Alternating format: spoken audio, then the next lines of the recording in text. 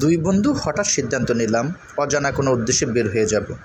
সেজন্য ভেদুরিয়া ঘাটে আসলাম। তখন বেলা দুপুর। খাওয়ার জন্য একটা হোটেলে ঢুকলাম। পূর্বে খাবারে কোনো দাম দর করিনি।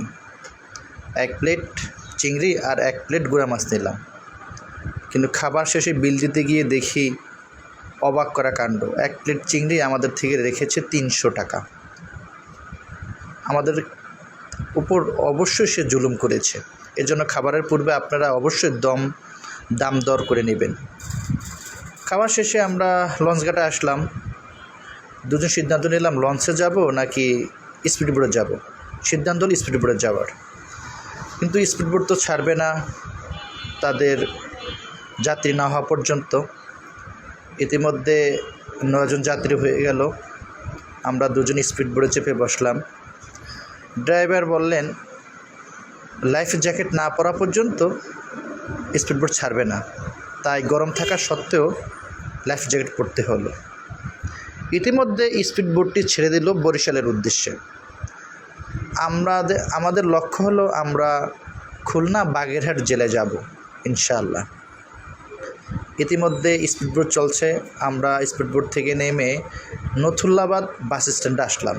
ভাবছিলাম এখান থেকে বুঝি সেই বাগেরহাট যাওয়া যাবে। অনেক বড় একটা বাস স্ট্যান্ড। এখান থেকে সারা বাংলাদেশে বাস যাওয়া করে প্রায় যায়। কিন্তু এখান থেকে বলা হলো আমাদেরকে যে এখান থেকে বাগেরহাট যাবে না, আপনারা রূপাতলী বাস স্ট্যান্ডে যেতে হবে। তাই আমরা দুই বন্ধু আবার সেই রূপাতলী বাস স্ট্যান্ডের উদ্দেশ্যে রিক্সা চললাম। শহরের মধ্য দিয়ে রিক্সা চলছে। শহরের মধ্যে এই অসাধারণ মসজিদটি যে কারো দৃষ্টি আকর্ষণ করবে। বরিশাল শহরটা মোটামুটি খুব সুন্দর। অন্যান্য বিভাগের তুলনায় একটু কম, আর একটু সুন্দর গোছানো হলে ভালো হতো। আমরা দুই বন্ধু রিক্সায় চেপে রূপাতলী বাস স্ট্যান্ডের উদ্দেশ্যে। আবহাওয়াটা সেদিন খুব ভালো ছিল। ইতিমধ্যে আমরা রূপাতলী বাস স্ট্যান্ডে পৌঁছলাম। এই গাড়িতে করে আমরা খুলনায় বাগেরহাটে পৌঁছে আমরা এই আবাসিক রুমটি ভাড়া নেই। প্রচণ্ড গরম থাকার কারণে এসি রুম নেই। রুমটা খুব সুন্দর ছিল, গোছানো ছিল। বন্ধু বসে রয়েছে, ইতিমধ্যে দেখছেন তাকে। তারপরে আমরা সকালবেলা রুম থেকে বের হয়ে আমরা এই মাজার উদ্দেশ্যে বের হলাম। দেখব এটা হচ্ছে মাজারের মূল গেট। এটা হচ্ছে সেই মাজার যেখানে হযরত খানজাহান আলী শুয়ে রয়েছে।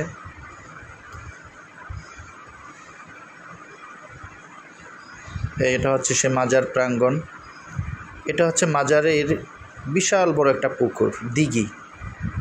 এ পাশ থেকে ওই পাশে যেন দেখা যায় না, বিশাল বড় দিঘি। যে মুরব্বিটিকে আপনারা দেখছেন উনি আমাদের অনেক হেল্প করেছে যে কিভাবে আমরা এটা ঘুরবো, দেখব।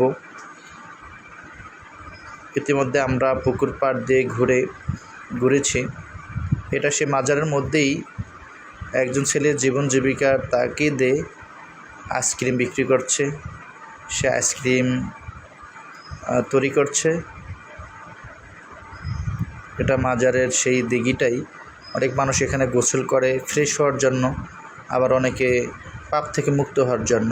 যদিও এই পুকুরে গোসল করলে পাপ থেকে মুক্ত হওয়া যায় না, এটা ভ্রান্ত ধারণা, ভুল ধারণা। আমরা পুকুর পাড় দিয়ে ঘুরে এই মসজিদটিতে আসছি। এটা হচ্ছে 9 গম্বুজ বিশিষ্ট একটি মসজিদ। আমরা দুজন মসজিদের মধ্যেই রয়েছি। এই যে দেখুন মসজিদের সেই গম্বুজগুলি দেখা যাচ্ছে, অনেক পুরনো। এটা হচ্ছে মসজিদের বাইরের সাইড থেকে দেখুন 9 গম্বুজ বিশিষ্ট মসজিদটি।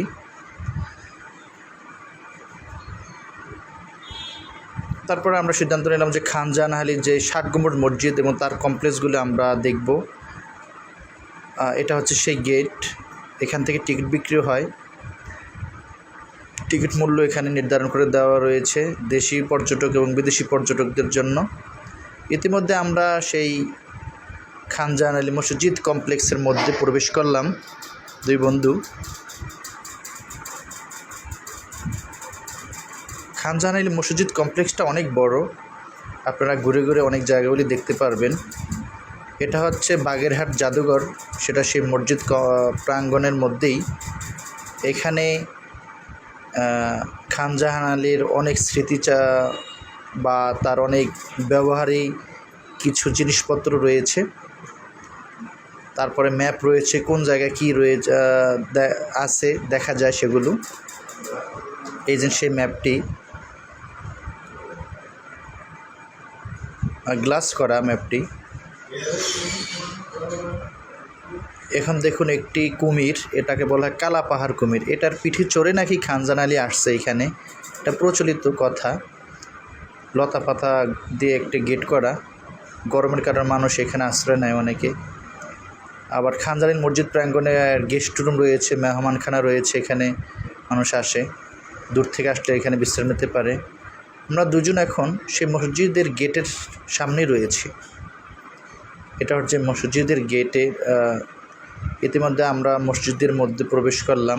এই সেই 7 গম্বুজ মসজিদ, যার কথা আপনারা শুনেছেন পেপার পত্রিকায়, বিভিন্ন ইতিহাসিক গল্পে। আমরা মসজিদের মধ্যেই রয়েছি।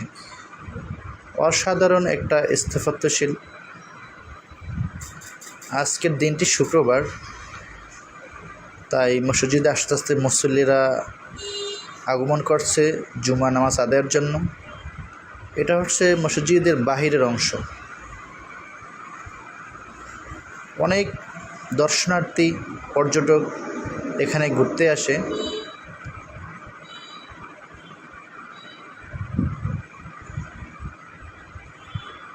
মোটামুটি যারা ঘুরতে ভালোবাসেন তারা এই জায়গাটা পছন্দ করতে পারেন, ঘোরার জন্য আপনাদের প্ল্যানে রাখতে পারেন। মসজিদের সেই গম্বুজগুলো দেখা যাচ্ছে।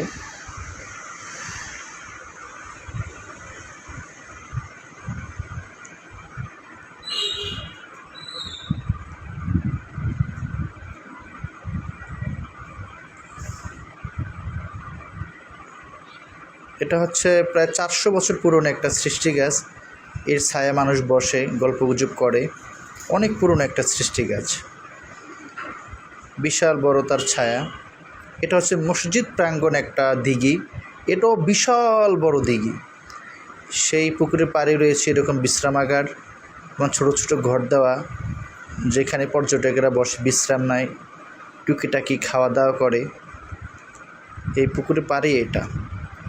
দূর থেকে মসজিদের সেই গম্বুজগুলো আবারও দেখানো হচ্ছে। এই খান জাহান আলীর মৃত্যু সম্পর্কে উক্তি করেছেন, সেই উক্তিটা এখানে। আমরা এখন মসজিদের একটু বাহিরে রয়েছি। এই মসজিদের বাহিরে আপনারা যে মসজিদটি দেখছেন, এই মসজিদটি হলো সিংগার মসজিদ। খান জাহান আলীর মসজিদটা সন্ধ্যা মাগরিবের আগে বন্ধ হয়ে যায়, না জানি মাগরিবের পরে, তখন এই বাহিরে মসজিদের নামাজ পড়া হয় আর কি। বরিশাল আসবেন আর বড় বড় সেতু ব্রিজ দেখবেন না, তা কি হয়? আপনাকে এই খুলনা তারপরে বাগেরহাটে আসতে হলে বেশ কিছু ব্রিজ অতিক্রম করে আসতে হবে, এবং অনেক বড় বড় ব্রিজ। সেই ব্রিজের কিছু অংশ আপনাদেরকে দেখানোর জন্য ভিডিওতে দিয়েছি। গাড়ি চলছে, আমরা 2 বন্ধু গাড়িতেই রয়েছি। দেখুন, বেশ কিছু বড় বড় ব্রিজের সাথে আপনার পরিচয় হবেন, দেখবেন, ভালো লাগবে। ব্রিজের উপর যখন গাড়ি উঠবে তখন ড্রাইভারকে একটু স্লো চালাতে বলবেন, তখন আপনি চারিপাশ দেখতে পাবেন, আপনার কাছে একটু আলাদা ফিলিংস অনুভূতি হবে, ভালো লাগবে।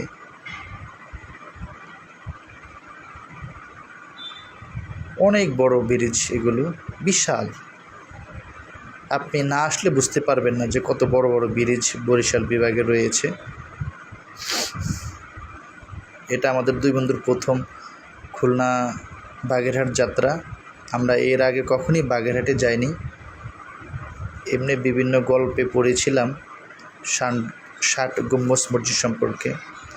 এটা রাস্তার উপরেই, কোন জেলায় যেতে কত কিলোমিটার লাগে তার একটা নমুনা দেওয়া রয়েছে।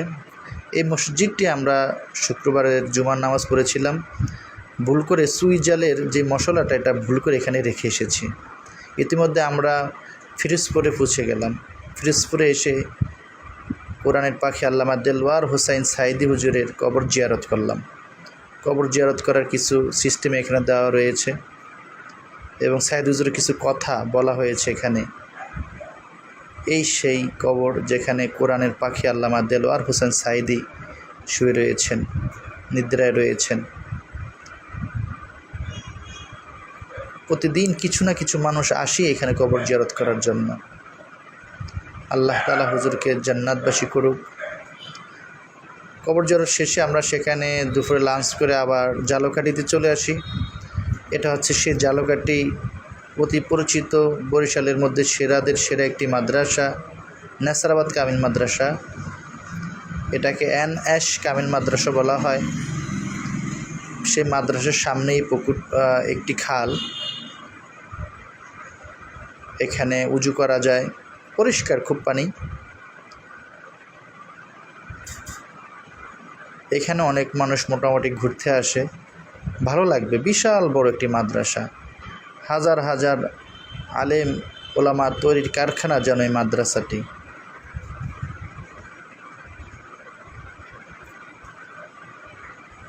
এটা নেসারাবাদ কেন্দ্রীয় জামে মসজিদ।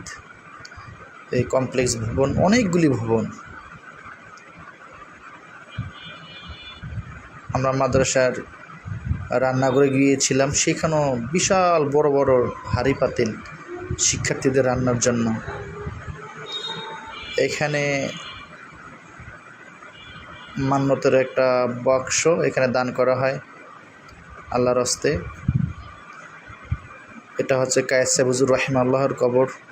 এখানে